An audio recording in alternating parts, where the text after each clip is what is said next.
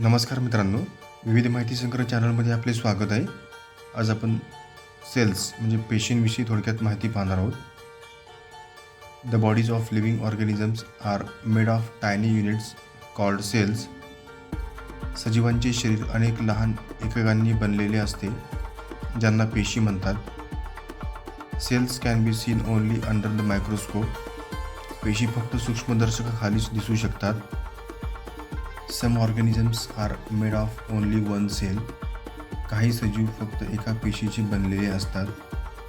The cell is enclosed by a thin outer boundary called cell membrane.